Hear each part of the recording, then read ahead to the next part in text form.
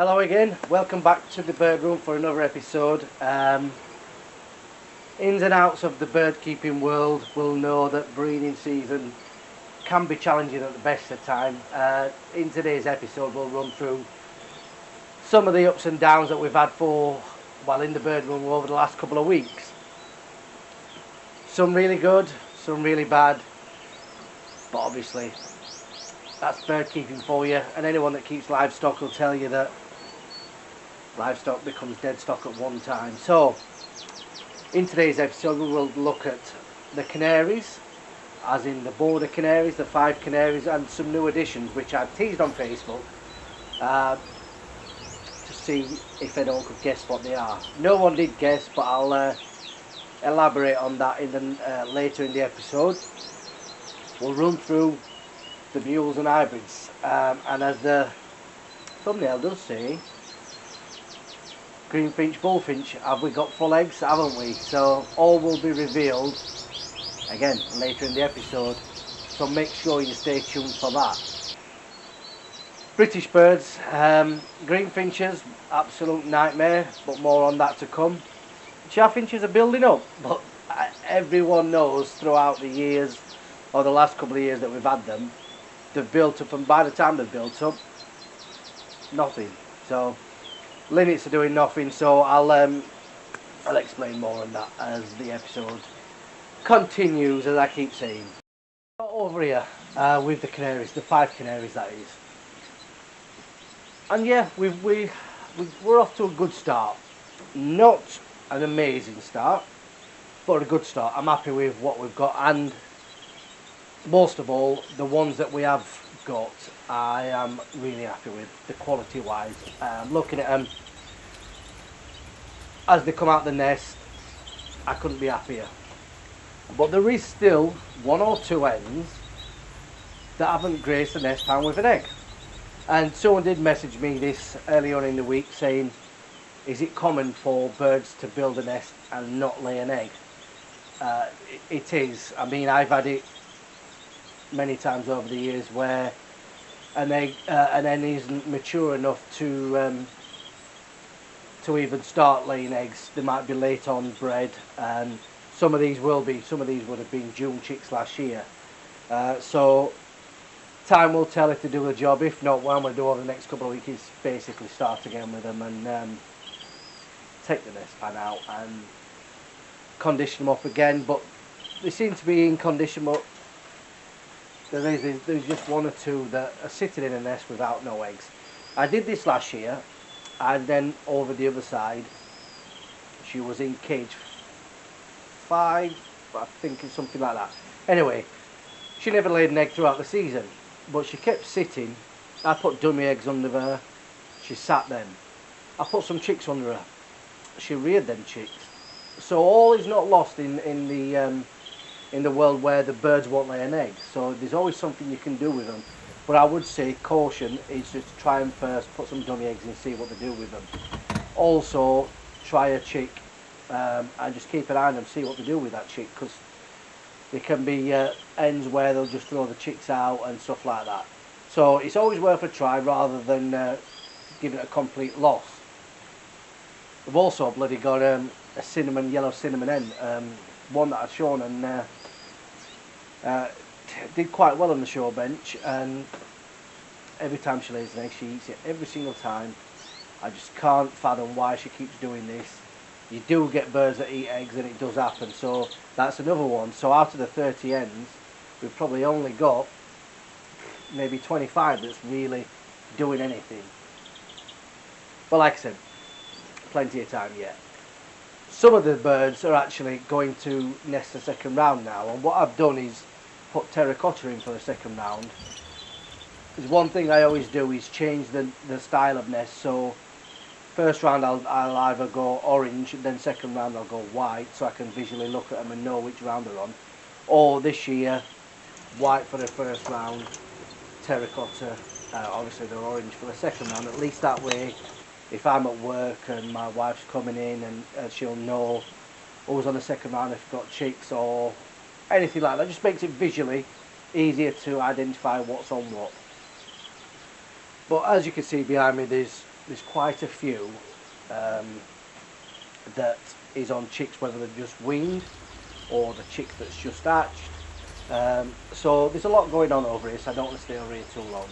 But overall, with the fives, definitely happy with the progress of them, except for one down here, a white cock, or allied to white cock, with a buff hen. All the rounds that she's had has been clear, so or 2 rounds that the bad one's clear. What I did first off, I let them sit a full round, took the nest out, started again, and only checked after a week and they were clear again. So it's either the hen or the cock, so they're going to get swapped around at some point, whether it be a new hen to a different cock, or just totally swapping over, trying a blue cock with a different hen that I know has had chicks, and vice versa with the hen, use a cock that I know has filled eggs. I did this week because I know that we've got some second round, some of the first round due to hatch that was late on laying last time. Before they did, I went in and cleaned all the cages out, literally as quick as possible, straight in, all the stuff off the bottom, the perchers and the drinkers, all out. Obviously I've got perchers because I make them, so I put another set of perchers in, fresh drinking water, fresh bedding on there, and at least when the young ones hatch, the floor's not fouled, and when the chicks jump nest, they're not going to be picking anything up that's gone off, like stale egg food or stale soap seed that the hens have just left in there. While we're quickly talking about perchers, I just want to run something by you. So these are the perchers that obviously I make. They are 30 centimetres.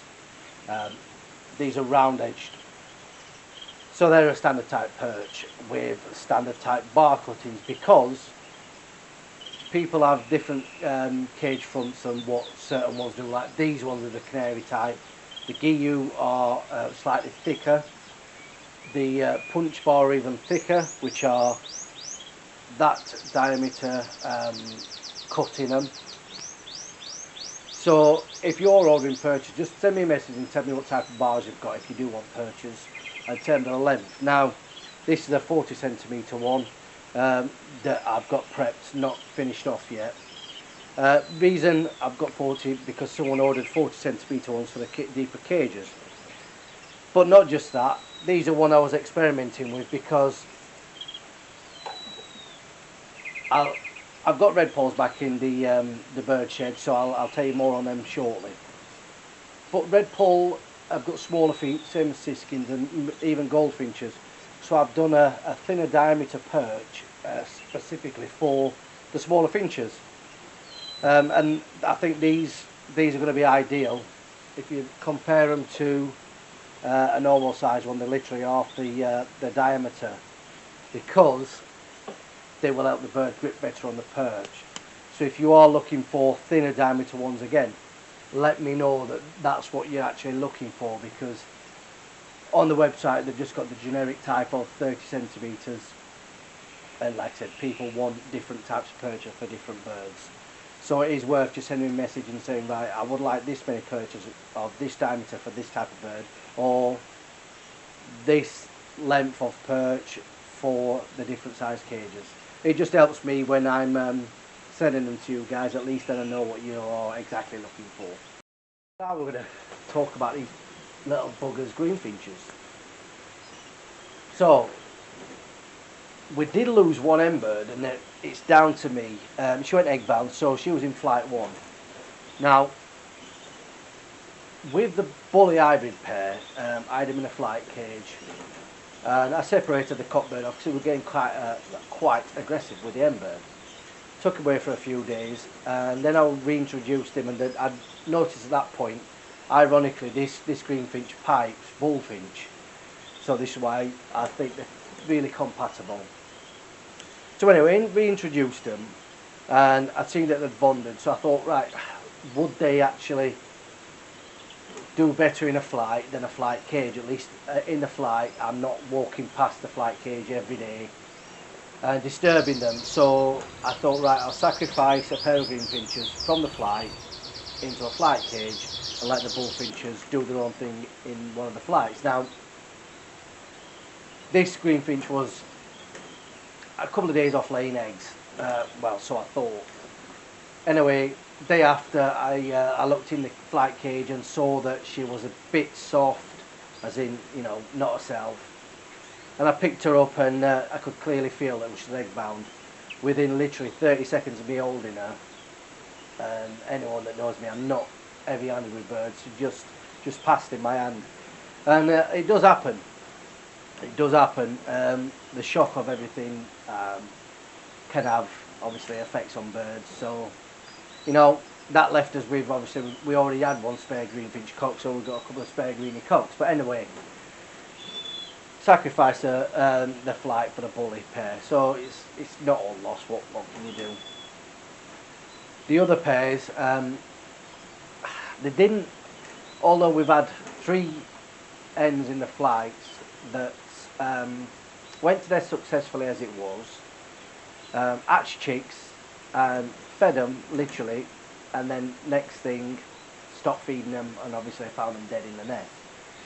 My thoughts on this was, this is the first year I've had these flights, as everyone knows, and I've done minimal cover in the flights this year compared to previous years where they've had plenty of cover in there, and they've had chance to go to nests where they've got the privacy.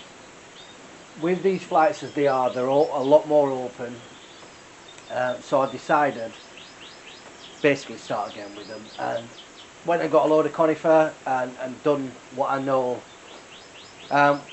Since then we've got this flight behind me. She's gone to nest. She's on a second egg. Yeah, second egg today. We also had in flight 5, the hen went to nest, just laying eggs in the nest, but not went to nest. So, and I'll explain that in a second. But the rest of the flights, as you'll see now, I've offered more cover around the nest sites to give them that bit of privacy. And what also I'm going to do is the same what I've done with the Bullfinch fly, is cover the front completely in this green netting. This is scaffolding, debris netting, and at least it'll give them that bit more cover on the front when I'm in here working in here, sorting the chicks out or ringing chicks, feeding the birds. At least then they've got that bit of privacy from me, from walking past the corridor all the time.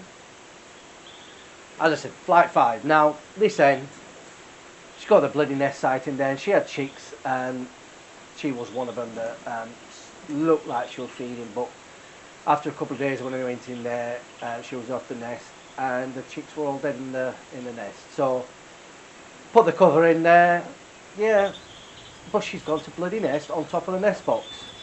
As you will see now, she's started to build up, and I'm not going to stop her after all places. I mean, it's a chapel style nest in there, so she's going to have a bloody job on trying to build that up, so it's going to be stable. But that's birds for you.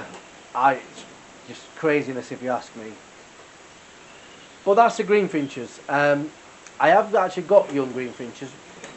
When I noticed in one of the flights one of the hens weren't sitting on the eggs, I took the eggs away, fostered them on one of the fives, and one of the eggs, one of the chicks now is about 13 days old, so that's done and away, and the nest pan's dropped on the floor.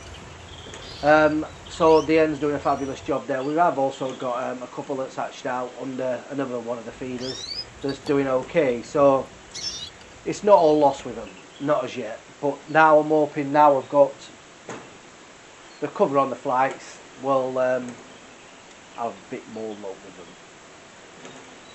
Time will only tell, that's all I can say. I'm just going to talk you through the borders, because absolutely there's nothing really happening with them. All 4 pairs have had eggs. Cage number 3, she had 4 eggs. 3 were full, I think it was. 1 hatched. Put it under actually cage number 8 with the mules. And I just came in one morning and it was just like this. God only knows what happened. Looks like its guts exploded or something like that, some sort of infection, and this were about 4 days old, so what can you do? So that was the only chick that we had from them. All 4, like I said, had eggs. Cage 1, 2 was clear. No, cage 1 was clear. Cage 2 had her eggs. Cage 4 clear round. So they're all on the second round now. See what happens with them. But cage number 3, she's on the second round. So let's see how they get on. The borders, they're not exactly easy, and what I was doing with those was fostering the eggs out again.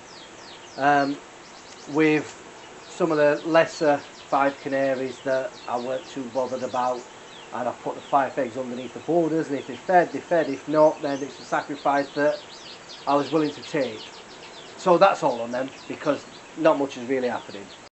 Now I'm just going to quickly talk you through, this is where the interesting bit happens. The Mules and Hybrids sections. Now, we've got a Greenfinch mule in pair, a Greenie hen to a Norwich cock. We add a Chaffinch hen to a Goldfinch cock. Cage number 14 is a Greenfinch cock to a Chaffinch hen. Then cage 6 and 7, which are the linnet mule in pairs, which the linnet cock went over both ends. He filled the eggs, so I've already spoke about those. So he's doing the job. He's actually now with a yellow Norwich, green feathered yellow Norwich or South Green Norwich hen, because he's a boy, that one, and he'll anything that I put him to. So seems to be doing the job. So right, we'll start with the the Goldie Chaffy pair, the cage 9-10. Right, she's built a lovely nest. The Goldie was totally fine. I seen him feeding her, but I know this Goldie's proven because he bred me the Goldie mules last year. Just to come in, and I just watched him, and he just looked a little bit soft, and day after that he just passed away. I'm not going to dwell on it. I've got some young ones out of him last year from muling. Not going to dwell on it. So, like I said, one of the greenie cocks I'd spare, I chucked him in with her literally yesterday, and they seem to be getting on totally fine. Cage 14 and 15 are the Greenie Chaffy pair, the original pairing that had eggs. Unfortunately they were clear, it does happen. Took the Greenie cock away, he's separate now. She's just built up again, so in the next couple of days I'll reintroduce him. The reason I took him out was just getting too aggressive, and he wouldn't let her near the nest when it came to rebuilding, so I just took him away and let her rebuild, and I'll reintroduce him soon. This does help, at least that way. If they've created a bond, they should mate straight away as soon as I reintroduce him. So cage 19 and 20 is the Greenie Muling pair. This Greenfinch was one that would have never made the show team. She had a twisted foot, so rather than do nothing with her, I put a yellow feathered Norwich with her. The yellow Norwich came off Stacey Turner, so thanks Stacey for that. Clear round. I'm letting her sit her out. I know they're clear, but I'm letting them sit them out at this point. And hopefully it'll, what I'm probably going to do is put maybe a couple of young greenies under her, hopefully them two will bond by them bringing up the Greenfinches together. It has happened in the past for me like that, and it does seem to work, but at this moment in time the Norwich cock doesn't seem to want to take the hen, and they're bickering constantly when she comes off the nest. So that's a way that I will create a bond with them, let them think that they're their own chicks, and hopefully the next round we can have some Greenfinch mules. Now the one we've been waiting for, the Greenfinch with the Bullfinch hen. Now this Bullfinch hen is a native or British Bullfinch hen, and this is a current year Greenfinch cock, so both current year birds. As you will see in the clip, they've mated numerous occasions, and one or two times where the treads weren't brilliant, but one or two times where I've seen them treading and a really good tread. So have we got some Greenfinch Bullfinch eggs? We have got eggs. She laid 4 eggs. She laid 3 eggs in the nest. one off the perch, never went to sit the eggs. So I took 2 eggs away and put them straight under a canary, under one of the 5 canaries. That made a full nest of a 5 then. I put one in the egg drawer, waiting for another pair to lay. So the eggs underneath the 5 that had been set already, one is 100% full because I've checked that, eagerly checked it, so we have got halfway there. The other one I'll recheck in a couple of days, and we'll see what happens with that one. The final one I put under, like I said, under another 5, and I can't check that yet because obviously it's only been set a couple of days, so hopefully that might be have something in it as well. But at least we've got one guaranteed full egg, so that's a start. So yes, we have got some Greenfinch, Bullfinch eggs. One is full that I know of, so we've hit the target so far. And if they do come off and it is a cockbird, that would have made my season. That is the only hybrid that I've been after for so long.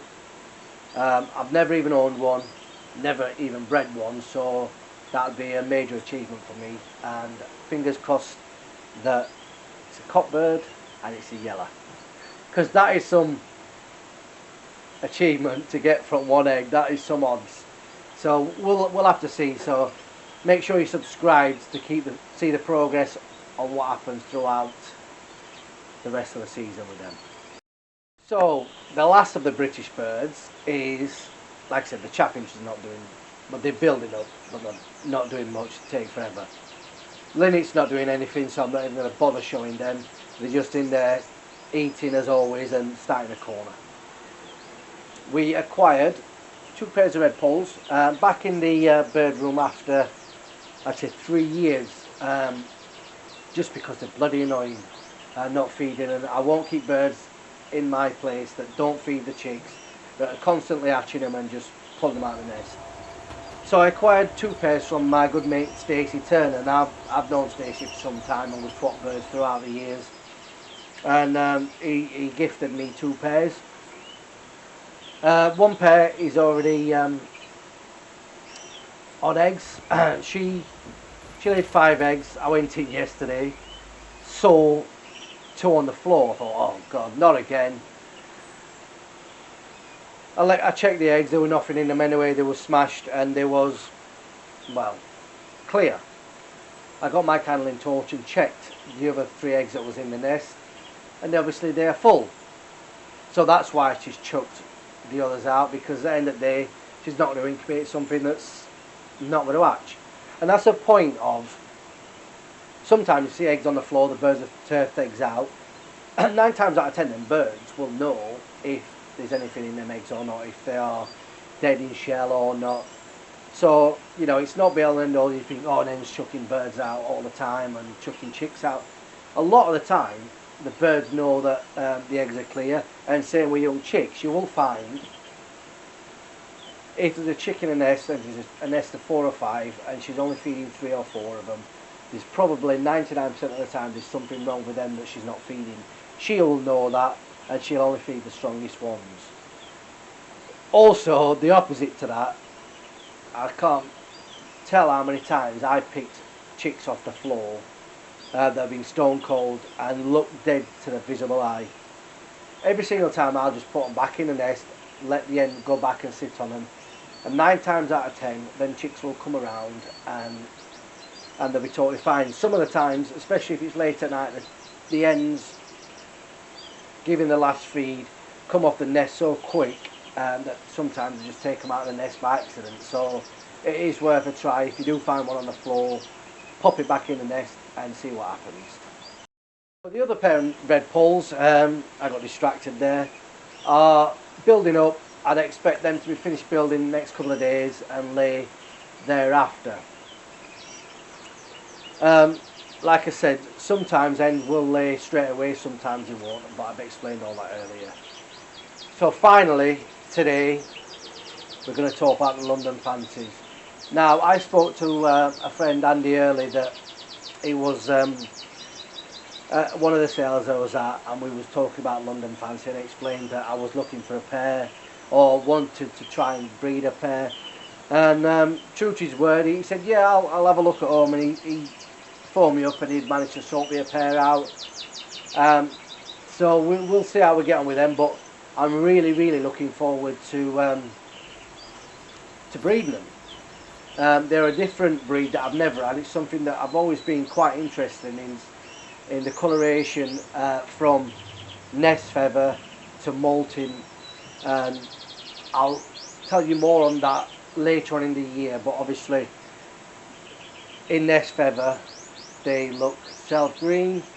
Once they've molted, they lighten up over years to come. I'm no expert on it, it's only what I've been told and I've read in the book. So looking forward to breeding them, and hopefully we can have some of them in the bird room. Anyway, thanks if you have stayed watching till the end, because I know sometimes it does get a bit boring in here listening to the same thing week in week out. So that's why I don't put videos out every week if it's just the same thing happening. So yes, thanks for watching till the end if you have. If you haven't already, why don't you consider subscribing? It doesn't cost a thing. Or please subscribe. Why not? It's not going to cost you a thing. At least you can keep up to the progress here in the bird room. Also, if you're not familiar with who I am, I'm Shane, also from Direct Bird Products. At least new subscribers might not have heard of me. You can find all your bird keeping needs on our website, which is directbirdproducts.com. And if there's something on there that's not available, send me a message, and 9 times out of 10 I have got that or got it coming in stock. Anyway, like I said, that's it from me today. I hope you're all well, and I hope you're having a good breeding season. If you aren't so far, just participate further and hopefully it'll pick up for you, because sometimes it does. Sometimes you'll have a disaster and then it picks up, and sometimes it's really good and it goes downhill. So we can only try. Anyway, thanks for watching. Stop me blabbering on. See you later.